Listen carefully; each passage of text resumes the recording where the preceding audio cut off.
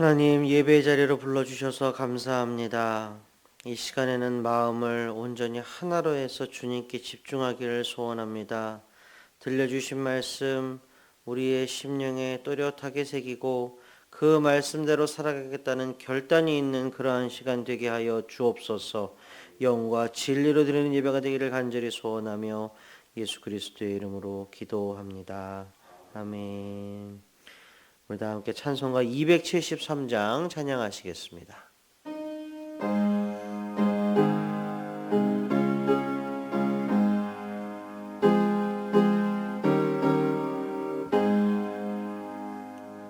나 주를 멀리 떠났다 이제 옵니다.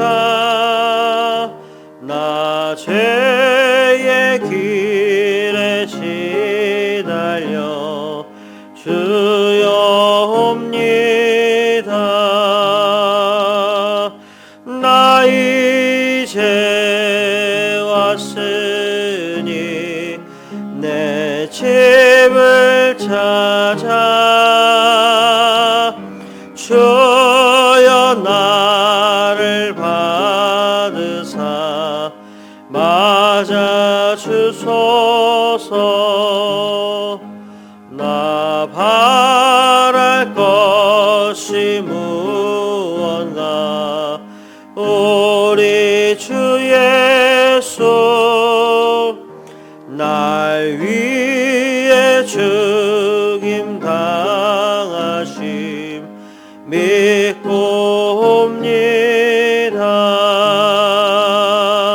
나 이제 왔으니 내 집을 찾아 주여 나를 받으사 맞아 주소서. 아멘. 이 시간 이계훈 장로님께서 기도 인도해 주시겠습니다. 존귀하신 아버지 하나님, 오늘도 예배 자리로 인도하시니 감사드립니다. 기쁨으로 감사로 경배하오니 영광받아 주옵소서. 자비로우신 아버지 하나님, 어느덧 12월입니다. 지난 1년을 돌아보면 하나님의 은혜와 사랑이 아닌 것이 없습니다. 참으로 감사합니다. 그렇지만 저희는 반복되는 죄를 여전히 끊지 못합니다. 세상의 욕망과 탐심의 마음을 빼앗기고 그리스도의 향기도 잃어버리고 회개하지만 변화되지 못하는 완악함을 용서하여 주옵소서. 아버지 하나님, 세상은 전쟁으로 다툼으로 혼란스럽고 죄의 유혹은 더욱 강해지고 있습니다. 성령 충만함과 견고한 믿음 주옵소서. 말씀 듣고 깨달아 날마다 더 성숙한 그리스도인이 되게 하옵소서. 특별히 다시 오실 주님을 기다리는 이 대림절 기간에 겸손과 온유함으로 이웃을 섬기게 하시고 교회와 가정 그리고 이 땅에서 하나님의 뜻을 이루어가는 데 쓰임받게 하옵소서. 이 시간 성도들의 간절한 기도를 들어주옵소서. 환우들을 건강하게 회복시켜 주옵시고 물질의 어려움도 잘 이기게 하옵소서. 진학과 취업을 준비하는 모든 수험생에게 마음의 소원을 이루는 복을 허락하여 주옵소서. 오늘도 이어서 목사님 말씀 전하실 때 성령 충만케 하옵시고 듣는 이마다 하나님을 알아가는 지혜를 더하여 주옵소서. 길이요 진리요 생명이신 예수님 이름으로 기도드립니다. 아멘. 아멘. 이 아침 우리에게 주신 하나님의 말씀은 느헤미야 13장 15절에서 31절까지의 말씀입니다. 저와 한 절씩 교독하시고 마지막 절은 함께 읽도록 하겠습니다. 그때 내가 본즉 유다에서 어떤 사람이 안식일에 술틀을 밟고 곡식단을 나귀에 실어 운반하며 포도주와 포도와 무화과와 여러 가지 짐을 지고 안식일에 예루살렘에 들어와서 음식물을 팔기로 그날에 내가 경계하였고 또 두로 사람이 예루살렘에 살며 물고기와 각양 물건을 가져다가 안식일에 예루살렘에서도 유다 자손에게 팔기로 내가 유다의 모든 귀인들을 꾸짖어 그들에게 이르기를 너희가 어찌 이 악을 행하여 안식일을 범하느냐. 너희 조상들이 이같이 행하지 아니하였느냐. 그래서 우리 하나님이 이 모든 재앙을 우리와 이 성읍에 내리신 것이 아니냐. 그럼에도 불구하고 너희가 안식일을 범하여 진노가 이스라엘에게 더욱 심하게 임하도록 하는도다 하고. 안식일 전 예루살렘 성문이 어두워 갈 때에 내가 성문을 닫고 안식일이 지나기 전에는 열지 말라 하고 나를 따르는 종자 며칠 성문마다 세워 안식일에는 아무 짐도 들어오지 못하게 하였으므로 장사꾼들과 각양 물건 파는 자들이 한두 번 예루살렘 성 밖에서 자므로 내가 그들에게 경계하여 이르기를 너희가 어찌하여 성 밑에서 자느냐. 다시 이같이 하면 내가 잡으리라 하였더니 그 후부터는 안식일에 그들이 다시 오지 아니하였느니라. 내가 또 레위 사람들에게 몸을 정결하게 하고 와서 성문을 지켜서 안식일을 거룩하게 하라 하였느니라. 내 하나님이여 나를 위하여 이 일도 기억하시옵고 주의 크신 은혜대로 나를 아끼시옵소서. 그때 내가 또 본즉 유다 사람이 아스돗과 암몬과 모압 여인을 맞아 아내로 삼았는데 그들의 자녀가 아스돗 방언을 절반쯤은 하여도 유다 방언은 못하니 그 하는 말이 각 족속의 방언이므로 내가 그들을 책망하고 저주하며 그들 중 몇 사람을 때리고 그들의 머리털을 뽑고 이르되 너희는 너희 딸들을 그들의 아들들에게 주지 말고 너희 아들들이나 너희를 위하여 그들의 딸을 데려오지 아니하겠다고 하나 하나님을 가리켜 맹세하라 하고 또 이르기를 옛적에 이스라엘 왕 솔로몬이 이 일로 범죄하지 아니하였느냐. 그는 많은 나라 중에 비길 왕이 없이 하나님의 사랑을 입은 자라. 하나님이 그를 왕으로 삼아 온 이스라엘을 다스리게 하셨으나 이방 여인이 그를 범죄하게 하였나니 너희가 이방 여인을 아내로 맞아 이 모든 큰 악을 행하여 우리 하나님께 범죄하는 것을 우리가 어찌 용납하겠느냐. 대제사장 엘리야십의 손자 요야다의 아들 하나가 호론 사람 산발랏의 사위가 되었으므로 내가 쫓아내어 나를 떠나게 하였느니라. 내 하나님이여 그들이 제사장의 직분을 더럽히고 제사장의 직분과 레위 사람에 대한 언약을 어겼사오니 그들을 기억하옵소서. 내가 이와 같이 그들에게 이방 사람을 떠나게 하여 그들을 깨끗하게 하고 또 제사장과 레위 사람의 반열을 세워 각각 자기의 일을 맡게 하고 또 정한 기한에 나무와 처음 익은 것을 드리게 하였사오니 내 하나님이여 나를 기억하사 복을 주옵소서. 아멘. 할렐루야. 우리 성도님들 사랑하고 축복합니다. 이 새벽에 하나님의 크신 은총이 있을 줄로 믿습니다. 자, 오늘 우리에게 주신 말씀 느헤미야 13장 이제 후반부의 말씀입니다. 본문은요 크게 두 가지를 얘기를 하고 있습니다. 하나는 안식일 준수하는 문제고 두 번째는 이방인과의 통혼 문제입니다. 자, 그리고 이 두 가지를 해결하는 데 있어서 느헤미야가 기도하면서 사역했다라고 하며 본문이 마무리가 됩니다. 안식일 준수, 이방인과의 통혼 문제, 이 두 가지는 사실 하나의 궤를 가지고 있습니다. 문제가 서로 다른 것처럼 보이지만 그 정신이 동일합니다. 이러한 초점을 가지고 말씀을 한번 보도록 하겠습니다. 자, 먼저 안식일입니다. 우리가 아주 객관적이고 일반적인 시각으로 안식일을 한번 생각해 보겠습니다. 여러분, 남들이 7일을 일을 할 때 나는 6일을 일하면 상식적으로 누가 더 많은 소득을 벌겠습니까? 7일 일한 사람이 더 많이 벌겠죠. 그죠? 남들은 7일 동안 장사를 하는데 저는 6일밖에 장사를 안 하면 누가 더 돈을 많이 벌겠습니까? 7일 일하는 사람이 돈을 너무 많이 벌죠. 그죠? 근데 하나님은 왜 6일을 일하면 일곱째 날에는 쉬라고 하시는 겁니까? 간단하게 대화를 꾸며보면 이제 이렇습니다. 얘야, 엿새를 일하면 하루는 쉬어라. 왜요? 그날 일을 안 하면 하루만큼 소득이 줄고 열매도 주는데 왜요? 야, 그러지 말고 그냥 하루 쉬어라.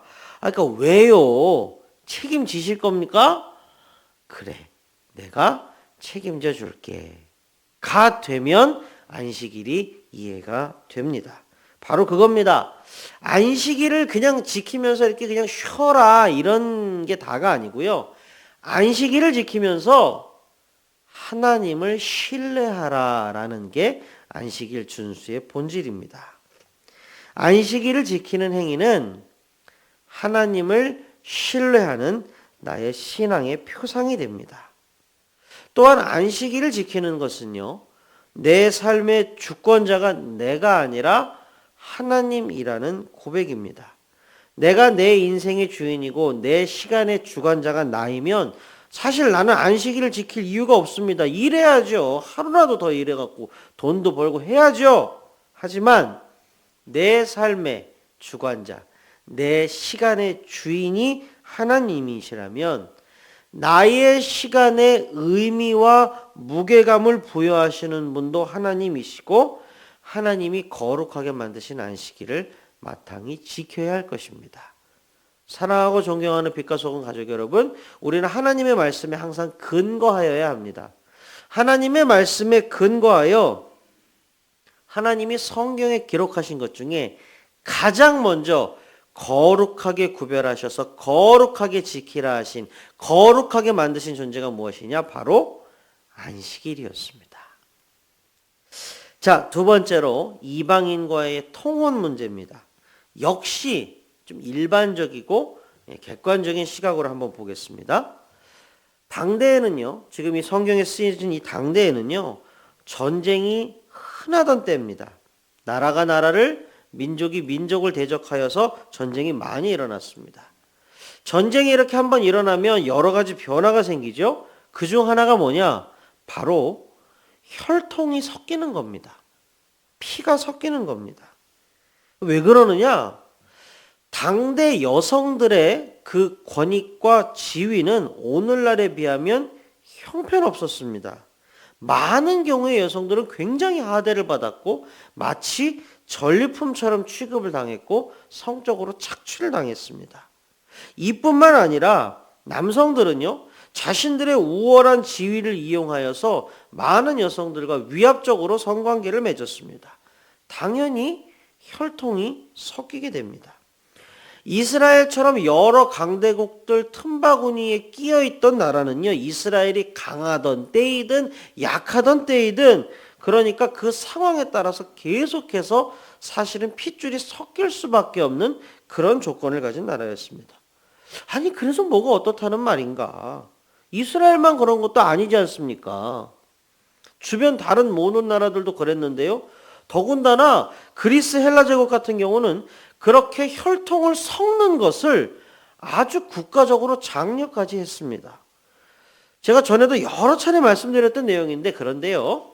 사실은 이 피가 섞이는 게 이 물리적인 혼합이 문제의 본질이 아니었죠. 진짜 문제가 뭐였습니까? 물리적 혼합이 영적인 혼합, 영적 간음을 불러오는 지름길이 되었기 때문에 그랬습니다.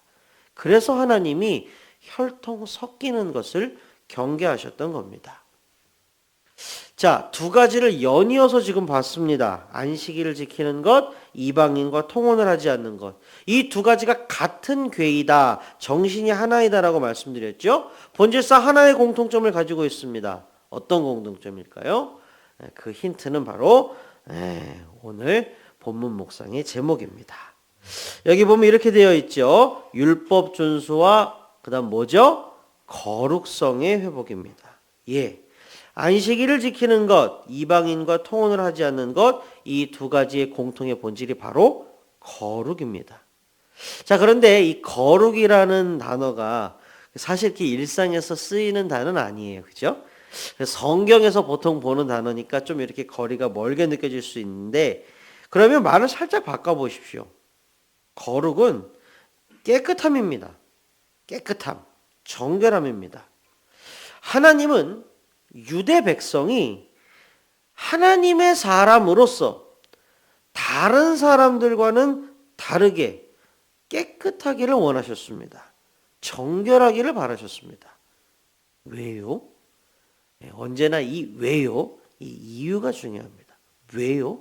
하나님, 왜 깨끗하기를 바라셨어요? 왜 유대 백성이 깨끗하고 정결하기를 바라셨어요? 왜 우리 사람이 거룩하고 정결하기를 바라셨습니까? 이유는 간단합니다. 하나님이 깨끗하시기 때문에 그렇습니다. 말씀에 대입해서 우리가 한번 생각을 해볼 수 있습니다. 예를 들어 하나님은 사랑이시라 라고 성경은 기록을 하지요.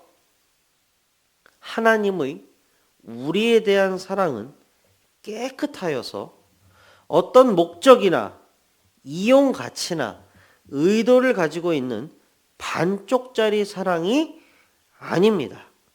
그저 부모가 자식을 한없이 조건 없이 사랑하는 바로 그 사랑 이상의 가장 지존한 사랑이 우리 하나님의 사랑입니다. 하나님이 유대 백성을, 우리를 바로 꼭 그렇게 사랑하십니다. 그래서 하나님의 말씀이 가합니다. 뭡니까? 내가 너희를 이렇게 온전하게, 순전하게, 전심으로 정결하고 깨끗하게 너희를 사랑하니 너희도 나 여호와 하나님을 뭐죠? 마음을 다하고 뜻을 다하고 힘을 다하여 사랑하라는 말씀이 가한 말씀이 되는 것입니다. 유대 백성들 거룩을 잃어버렸습니다. 안식일을 지키지 않았습니다. 저들이 율법을 버렸음을 말합니다. 율법은 당대의 유대 백성들을, 그 혼탁한 세상 가운데 유대 백성들을 하나님의 백성으로 구별시키는 절대적인 요소였습니다. 율법은요, 사람이 만들어낸 게 아니죠. 하나님께서 주신 것입니다. 하나님 사랑, 이웃 사랑이라는 절대적인 계명, 거기에서 10개의 계명, 10계명이 나왔고 그 10계명을 통하여 하나님께서 213개의 율법 조문을 주셨습니다. 하나님이 주신 것입니다. 그러나 이 율법을, 하나님의 말씀을 유대 백성들이 버렸지요. 그러니 어떻게 됩니까? 방어막이 없어진 겁니다. 당연히 이제 세상에 시커먼 물살이 밀려 들어올 때에 막아낼 재간이 없었던 겁니다. 그러나 하나님은 저들을 사랑하사 그 상황 가운데에서도 자기 백성을 구해내고자 하셨습니다. 타락한 유대 백성을 정화하고자 하셨습니다. 그래서 권면하시고 회초리도 치시고 명령도 하신 겁니다. 느헤미야를 비롯한 영적 지도자들을 통해서 말입니다. 자, 안식일과 이방인과의 통혼 금지, 이거를 이제 한 덩어리로 해서 지금 살펴봤습니다. 그리고 이제 본문이 마무리된다고 했습니다. 뭘로 마무리되느냐? 느헤미야가 이 모든 사역을 기도하면서 했다라고 하며 본문이 끝이 납니다. 느헤미야가 기도하면서 사역을 감당했다라는 그 내용은 짧은 단락이지만 우리에게 주는 메시지는 대단합니다. 결론부터 말씀드립니다. 하나님의 일은 기도 없이는 이루어지지 않습니다. 여러분 아멘이십니까? 성경은 일관되게 말합니다. 하나님의 일은, 하나님의 역사는 우리 사람의 기도를 반드시 필요로 합니다. 그 대표적인 예가 뭡니까? 예수님의 예입니다. 예수님이 공생애 중에 늘 뭐 하셨다고 성경에 쓰고 있습니까? 맨날 기도하셨습니다. 예수님이 그 목회 스케줄이 굉장히 빡빡하셨습니다. 그 빡빡한 일상, 그 빡빡한 사역 스케줄 가운데에서도 예수님은 꼭 시간을 만들어서 기도하셨습니다. 새벽 미명에 의뢰하시던 대로 나아가 항상 기도하셨다라고 성경은 쓰고 있습니다. 선지자 사무엘은 인생 말년에 이스라엘 백성들에게 뭐라고 말했습니까? 나는 기도하기를 쉬는 죄를 범하지 않겠다라고 말했습니다. 예수님은 귀신을 쫓아내시면서 내가 이렇게 강력하다라고 말씀하신 게 아니라 뭐라고 하셨느냐? 기도 외에는 이런 유가 나갈 수가 없느니라라고 하셨습니다. 에스겔 36장 37절에서는 하나님께서 그 상반절에서는 하나님께서 성경에 이렇게 기록해 놓으셨습니다. 하나님께서 이렇게 다 해주실 것이다라고 하면서 이어서 뭐라고 하느냐? 그런데 주 여호와께서 이같이 말씀하셨느니라. 내가 너희한테 이런 거 다 해줄 줄 너희들이 알아도 그래도 이스라엘 족속이 이같이 자기들에게 이루어 주기를 내게 구하여야 할지라. 아멘. 여러분, 출애굽 광야에서 아말렉과 이제 이스라엘 백성들이 전투를 벌입니다. 그때 아론과 훌이 모세의 양팔을 붙들고 이렇게 들어 올려서 버텼습니다. 여러분, 이것이 무엇을 상징합니까? 모세의 팔이 올라가고 하나님께서 주신 지팡이가 올라가면 이스라엘이 이기고 이게 내려가면 이스라엘이 졌습니다. 우리는 생각해 볼 수 있어요. 아니, 하나님이 그냥 쑥 팔을 들어 올리게 하셔갖고 딱 해갖고서는 이걸 굳어버리게 하시면 되잖아요. 안 내려오잖아요. 근데 하나님은 그렇게 하시지 않았습니다. 하나님의 일이 뭐냐? 하나님의 지팡이, 모세의 팔, 하나님의 지팡이가 들어 올려지면 이스라엘 백성이 이기는 것이 하나님의 일입니다. 그럼 그 하나님의 일을 누가 도와요? 옆에서 아론과 훌이 팔을 붙들어 올려서 돕습니다. 이것이 무엇이냐? 구약에 나오는 가장 대표적인 기도의 표상입니다. 자, 느헤미야가 백성에게 명령한 안식일 준수와 이방인과의 통혼 금지는요, 이건 작은 문제가 아니었습니다. 그리고 단기간의 문제도 아니었습니다. 오래된 거예요. 이미 막 인이 박였어요. 사람들이 이게 잘못된지도 몰라요. 그렇기 때문에 이러한 문제들을 정말로 해결하고 풀어내려면 겉으로 막 강제해서 되는 것이 아니라 이 속에서 바뀌지 않으면 이 문제는 해결되지 않습니다. 요컨대 이것은 무엇이냐? 중대한 영적인 문제, 영적 전쟁이었다는 것입니다. 전쟁에서 이겨야 될 거 아닙니까? 모세의 팔이 올라가야 될 거 아닙니까? 그럼 어떻게 해야 됩니까? 아론과 훌이 모세의 팔을, 하나님이 주신 지팡이를 붙들어 들어 올려야 할 것 아닙니까? 바로 느헤미야에게 있어서 그것이 무엇으로 나타났느냐? 기도로 나타나는 것입니다.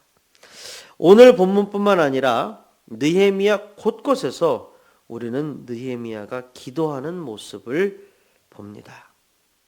느헤미야의 기도를 듣습니다. 느헤미야의 기도는 우리에게 시사하는 바가 큽니다. 저도 이제 모교회가 있지 않겠습니까? 그죠? 어려서부터 나고 자란 모교회가 있지 않겠습니까? 어려서는 이해를 못했는데 지금은 정말 그래서 그렇구나 하면서 감동하면서 되새기는 옛 이야기가 있습니다. 제 모교회의 그 원로 목사님께서 뭐만 하면 자꾸 팀을 소집하시는 거예요. 우리 어머니도 자주 불려가셨어요. 왜 자꾸 그렇게 부르는 거야? 근데 뭐 때문에 부르는가 봤더니 어떤 사역이 있으면 싹 부릅니다. 누구를? 기도팀을 부릅니다. 뭐가 하나 있지 않습니까? 기도팀부터 부릅니다. 뭐가 하나 있지 않습니까? 성경 필사팀부터 부릅니다. 어렸을 땐 이해가 되지 않았어요. 아이, 그 시간에 오히려 일을 더 하겠다. 아니요. 기도팀부터 불러서 기도의 탑을 쌓게 하고, 성경 필사팀부터 불러서 말씀의 탑부터 쌓게 하고, 그리고 하나님의 일을 진행하시는 것을 어려서부터 보아왔습니다. 어려서는 이해하지 못했는데 목사로 살고 있는 지금 그래서 그랬구나 라고 절실하게 기억을 되새깁니다. 말씀을 맺겠습니다. 우리는 하나님 앞에서 거룩해야 합니다. 이것은 선택할 수 있는 사항이 아닙니다. 반드시 해야 합니다. 왜지요? 우리 하나님께서 거룩하시기 때문에 그렇습니다. 우리를 향한 하나님의 마음은 둘로 나뉜 적도 없고요. 다른 무엇과 섞인 적도 없습니다. 우리가 잘 아는 대로 성경은 예수님과 우리 교회의 관계를 뭐로 얘기하죠? 신랑과 신부로 얘기합니다. 신랑 되신 예수님께서는 정말 전심전력을 다하여 우리에게 정결하셨습니다. 그러므로 예수 그리스도의 신부가 된 우리들은, 교회는 주님의 신부로서 우리 또한 거룩하고 정결하여야 할 것입니다. 하나님 앞에서 우리 자신을 말씀의 거울에 비추어 보고 거룩함을 회복하는 우리 빛과 소금 가족들 다 될 수 있기를 주님의 이름으로 축복합니다. 다 함께 기도하시겠습니다. 하나님 아버지, 감사합니다. 오늘도 말씀으로 우리를 깨우쳐 주셔서 감사합니다. 하나님, 우리가 거룩을 회복하기를 원합니다. 하나님께서 우리를 정말로 진심으로 전심으로 전력으로 사랑하시고 우리에게 대하여 깨끗하셨던 것처럼, 우리에게 그렇게 완전하고 온전한 사랑 나뉘어 주셨던 것처럼 우리도 우리 하나님께 거룩함으로 반응할 수 있게 하옵소서. 거룩히 살아갈 힘을 우리에게 나뉘어 주시옵소서. 또한 하나님, 우리 모두가 기도의 사람들 다 되기를 원합니다. 정말로 하나님의 일이, 하나님의 나라가 이 땅 가운데에서 이루어질 때에 우리의 기도가 반드시 필요하다라는 그 사실을 다시 한번 확인하고 하나님의 뜻을 이루시옵소서라고 날마다 기도하는 우리 다 되게 하여 주시옵소서. 일상의 모든 일에 있어서 기도가 되기를 원합니다. 생각을 기도처럼 하기를 원합니다. 정말로 우리의 일거수일투족에 정말로 항상 기도하는 기도의 용사들 되게 하여 주시고, 그렇게 삶의 자리의 영적 전쟁에서 승승장구하게 도와주시옵소서. 하나님, 마음 모두와 우리 환우분들 위하여 기도합니다. 육신의 질병 반드시 나올 줄로 믿습니다. 마음의 어두움들 다 떠나갈 줄로 믿습니다. 치료와 회복을 넘어서서 정말로 하나님께 더욱더 가까이 다가가는 시간, 신앙이 진일보하는 시간 되게 하여 주시옵소서. 하나님, 재직 수련을 통하여 큰 은혜 받게 하시니 감사합니다. 받은 은혜 그냥 사라지는 것이 아니라 우리의 심령 안에 차고 넘쳐서 정말로 하나님께서 보시기에 흡족한 그런 교회를 만들어가는 성도들 다 되게 도와주시옵소서. 한 해를 마무리하고 새해를 준비합니다. 우리에게 지혜와 지식과 명철과 총명 더하여 주시고 잘 마무리하고 잘 준비하여서 하나님의 나라 계속해서 이루어갈 수 있게 도와주옵소서. 하나님의 눈과 마음이 언제나 우리와 함께 하시기를 간절히 소원하며 예수 그리스도의 이름으로 기도합니다. 아멘.